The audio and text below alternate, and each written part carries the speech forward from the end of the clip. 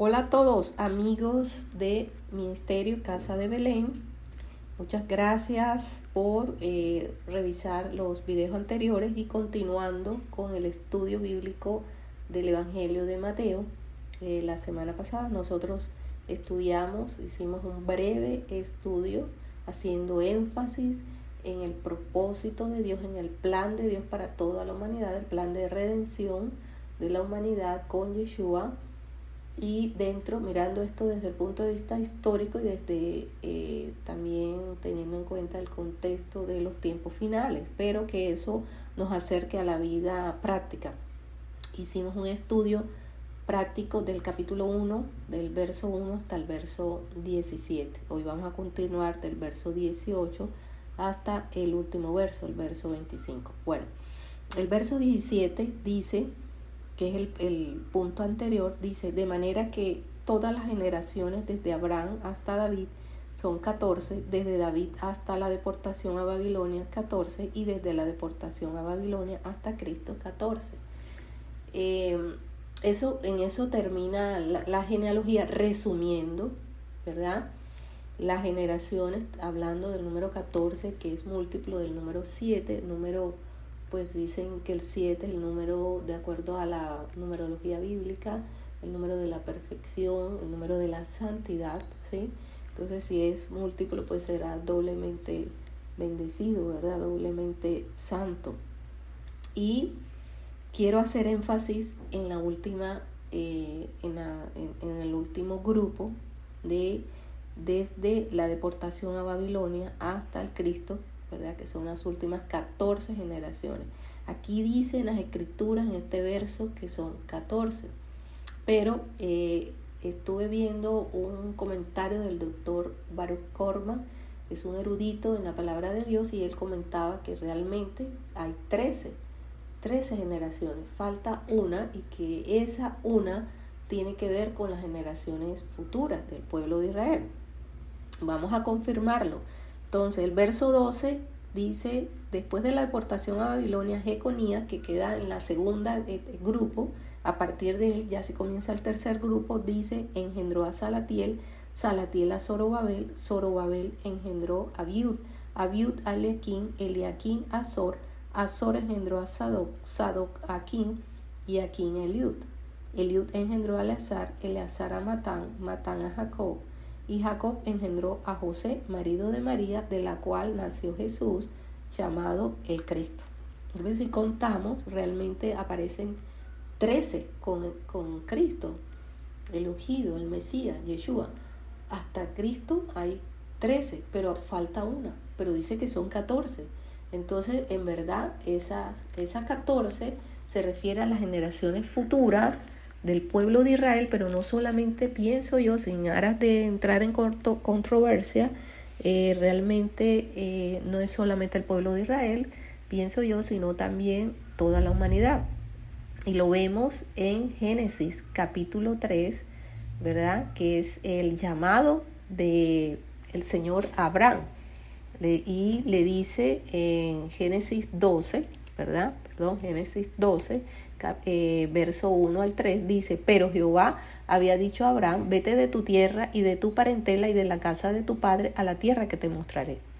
Y luego en el verso 2 le dice: y haré de ti una nación grande, y te bendiciré y engrandeceré tu nombre, y serás bendición. ¿Sí? Y el verso 3 dice: bendeciré a los que te bendijeren, y a los que te maldijeren, maldeciré. Y serán benditas en ti todas las familias de la tierra. Ese es un regalo maravilloso de Dios para toda la humanidad. El pueblo de Israel realmente fue el pueblo escogido para llevar la palabra de Dios y en el cual nacería Yeshua, el Mesías. Pero realmente la bendición de Dios es para toda la humanidad, para todo ser humano. Todos los espíritus son de Él. Y aquí dice que Él quiere bendecir a todas las familias de la tierra. Luego, Yeshua en Abraham representa la redención de la humanidad, la redención del mundo. Por esa manera puedo yo conectarla con esa generación que falta. Es decir, las generaciones futuras desde el Cristo tendrían esa bendición de ser benditas cada persona en Yeshua, en la obra redentora y expiatoria que Él hizo para la redención de la humanidad. Realmente no nos podemos acercar a Yeshua como Salvador si consideramos que no necesitamos salvación, porque Él vino a salvar la humanidad, vino a salvar al hombre, porque el hombre no se podía salvar a sí mismo. Que Yeshua vino a cumplir ese papel. Y ahí estábamos tú y yo.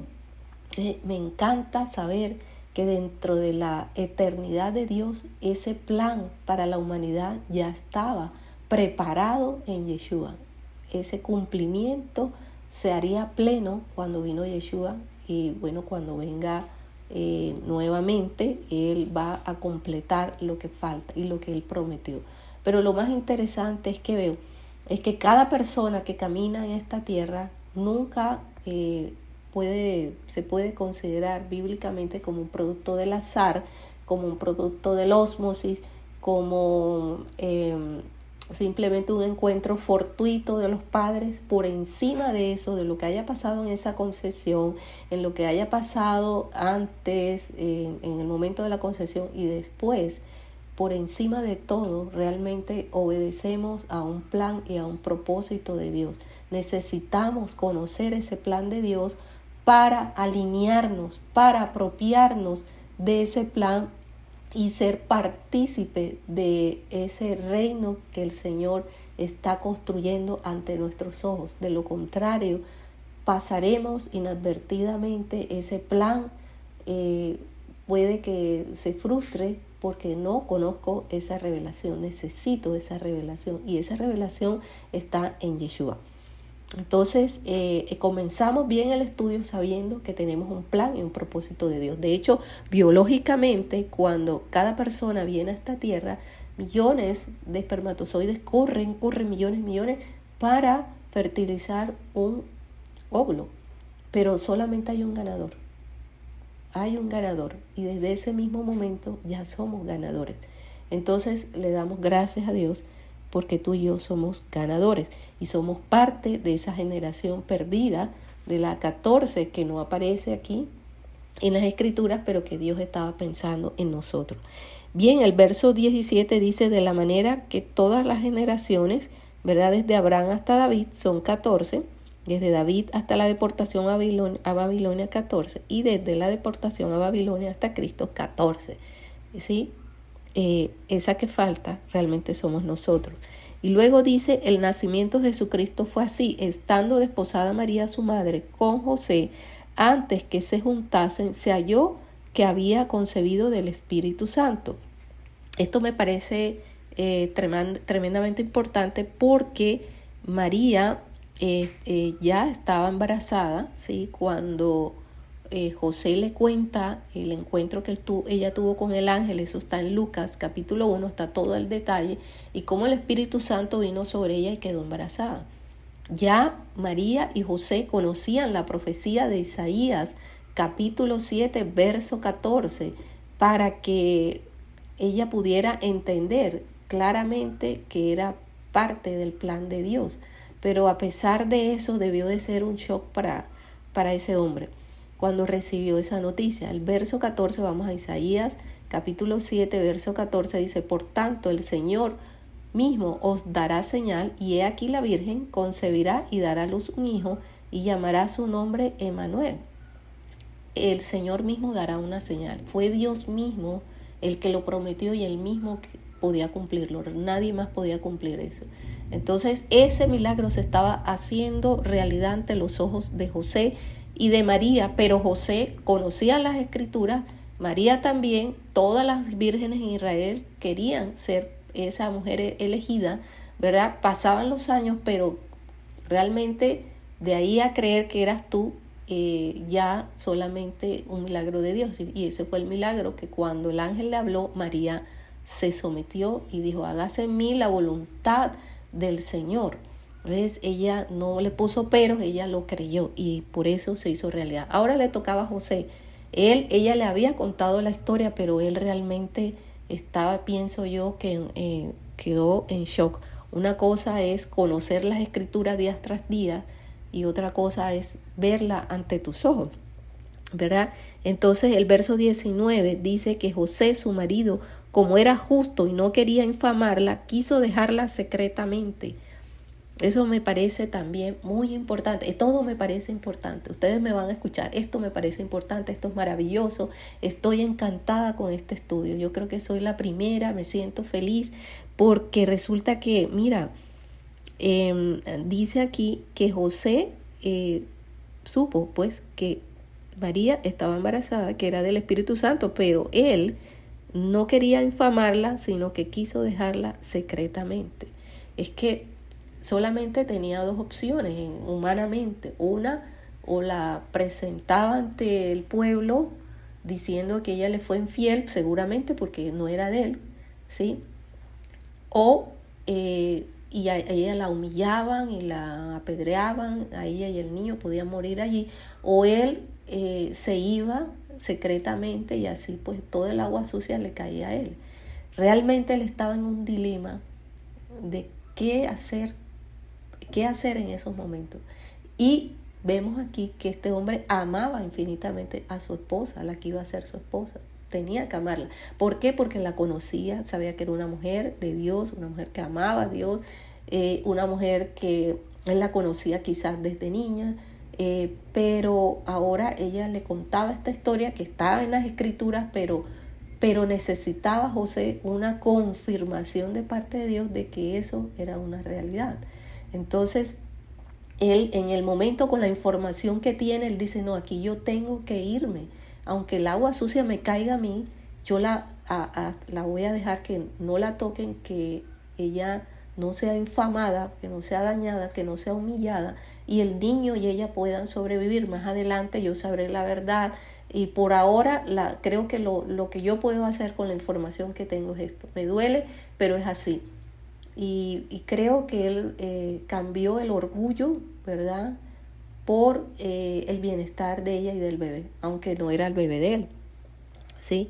Entonces él dijo, no, esto es mejor secretamente, yo la dejo y queda que yo la abandoné y todo lo demás. Hay que entender que María y José, ellos pertenecían a esa tradición judía que primero celebraban un compromiso legal. Creo que ese compromiso tenía connotaciones legales, pero después de la celebración que hacían en una jupa, en un toldo allí, después de allí ya podían consumarse ese encuentro entre los amantes, ¿verdad? Entonces ella, tanto María como José, no habían llegado a esa etapa, apenas estaban en el compromiso, por eso dice que estaba desposada, pero ya se había hallado que estaba embarazada.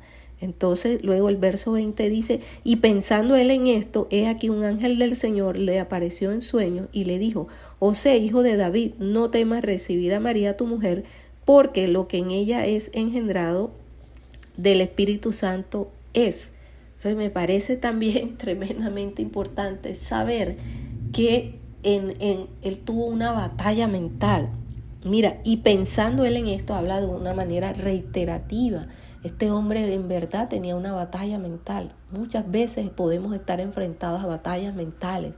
Estamos ante una situación difícil, contra la espada y la pared, es un dicho acá en Colombia. Estamos contra la espada y la pared, o sea, sentimos el frío, ¿verdad?, en nuestros huesos, en nuestro cuerpo, en nuestro estómago.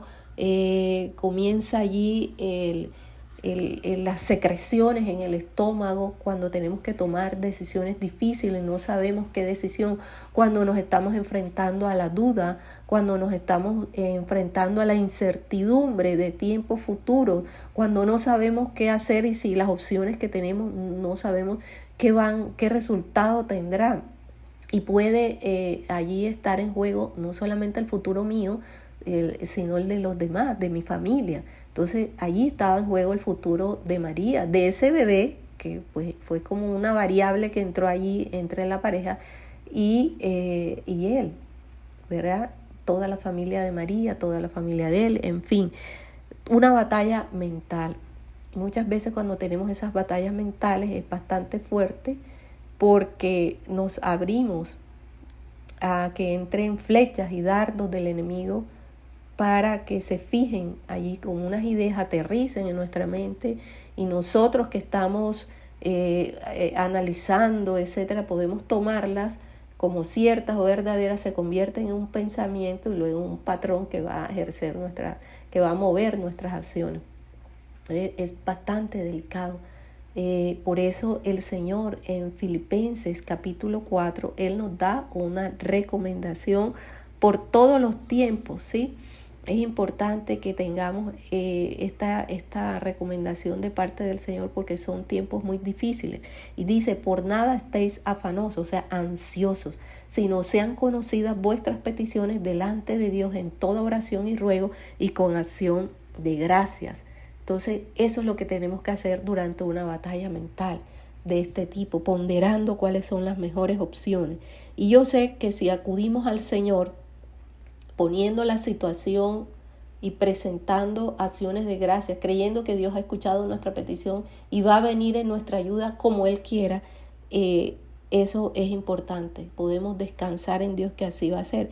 Bueno, José descansó y cuando él dormía, dice que un ángel del Señor vino en sueño y le dijo, José, hijo de David, no temas recibir a María, tu mujer, porque lo que en ella es engendrado del Espíritu Santo es. O sea, mira, lo que ella te está diciendo es verdad. Ella no te ha faltado, ella no te ha sido infiel. Esto es el plan de Dios, acuérdate, Isaías 7:14. Esto se está haciendo realidad delante tuyo. Y tú y María son parte de este plan. Tú eres justo, ella es justa y Dios los ha escogido. El ser justo no es que uno es perfecto, sino que ha decidido hacer la voluntad de Dios, ha decidido creerle a Dios. Entonces, para que esta palabra entrara profundamente en el corazón de José, Dios tuvo que hablarle allí, ¿sí? Entonces, una cosa es creer en la palabra, pero otra cosa es creerle a Dios. Y ahí él le creyó, él tuvo que creerle. Y lo interesante es que el Señor le dice, no tengas temor de recibir a María, tu mujer. Todavía no era la mujer de él, pero ya el Señor le estaba diciendo, mira, yo sé que ustedes tienen planes y yo estoy contento con esos planes, pero ahora se va a interrumpir durante un periodo de tiempo hasta que un plan mayor se cumpla, porque ustedes son parte de mi plan perfecto y de mi plan para toda la humanidad. Entonces solamente tenían que esperar, ya ahorita lo vamos a ver, pero ese plan de Dios se iba a cumplir y ellos serían participantes activos de ese plan. El hecho de que María y José en ese momento no podían juntarse, más adelante lo iban a hacer. Más adelante lo hicieron. ¿Por qué? Porque Dios ama a la familia. Desde el principio de la creación fue Él el que instituyó la familia. Todo lo que en el pasado, presente y futuro le puede acontecer a la familia, al Señor le preocupa, al Señor le interesa, ¿sí? Fíjate que cuando hicimos una reflexión de Cantar de los Cantares, capítulo 2, verso 10 al 14, nos dimos cuenta que el Señor hacía una metáfora entre la intimidad del creyente, de la iglesia y Él con el amor de una pareja y todas las dificultades que se pueden presentar en ese amor, en esa intimidad. Entonces el Señor ama a la familia, ama la intimidad, ama el amor y tanto María como José tenían que consumar ese amor, formar esa familia, ser felices, ¿sí? Y esos planes no se iban a interrumpir. Dios no viene como el aguafiestas a destruir nuestros planes, al contrario, viene a darnos una perspectiva mayor y dentro de esos planes nuestros está el plan mayor de Él. Y qué bonito saber que somos parte de un plan perfecto y maravilloso y que no son planes aislados, sino que esa bendición que nosotros vamos a recibir va a llegar a la humanidad entera, a muchas personas. Y luego el verso 21 dice, y dará a luz un hijo y llamará su nombre Jesús, porque él salvará a su pueblo de sus pecados. Todo esto aconteció para que se cumpliese lo dicho por el Señor por medio del profeta cuando dijo, he aquí una virgen concebirá y dará a luz un hijo y llamará su nombre Emmanuel, que traducido es Dios con nosotros. Maravilloso saber que Yeshua tampoco vino al mundo por azar, ya estaba dentro del plan eterno de Dios. dice que Él salvaría a su pueblo de sus pecados. Él es el Salvador, por eso su nombre es Yeshua, Salvador. Entonces es interesante porque cuando nos acercamos a Yeshua es porque creemos que necesitamos un Salvador. Si no creemos que Yeshua es un Salvador, entonces, y que nosotros necesitamos salvación, no un Salvador, sino el Salvador, y que nosotros necesitamos salvación, entonces no necesitamos a Yeshua, no tenemos que ir a Yeshua. Y que yo sepa, Él es el único Salvador, ¿verdad? Bueno, entonces el ser humano necesita un Salvador, necesitaba un Salvador. Y Él fue el Salvador por su obra expiatoria en la cruz. Bueno, entonces resulta que ese sería el nombre de Él y se cumpliría la profecía de Isaías 7:14. O sea, Mateo recoge la profecía claramente. Y luego dice que Él sería Dios con nosotros. O sea que en este momento todo aquel que cree en el Señor y le recibe como Señor y Salvador, tiene a Yeshua en su corazón a través del Espíritu Santo. Dios camina con nosotros. Dios vive con nosotros. Entonces eso es muy importante para tener claro quiénes somos y hacia dónde, de dónde fuimos llamados y hacia dónde vamos. ¿Sí? Somos parte de un reino, somos parte de un rey que vino a morar directamente en nuestros corazones, no en templos hechos de manos humanas, sino directamente en el corazón, cuando le hacemos como Señor y Salvador.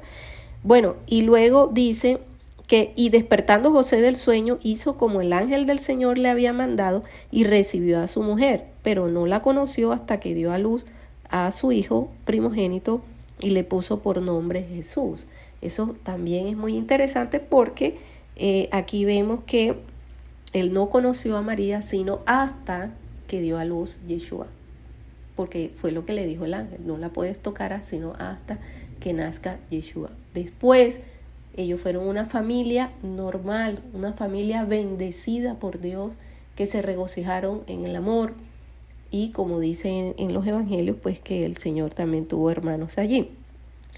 Después de ese sueño, él se levanta tranquilo, ya Dios habló a su corazón, la batalla mental cesó y vemos que él hace lo que el Señor manda. Él recibe a María, su mujer, y recibe al bebé y se somete a la voluntad de Dios para cumplir ese plan de Dios, ese plan profético para Yeshua, para María y para él.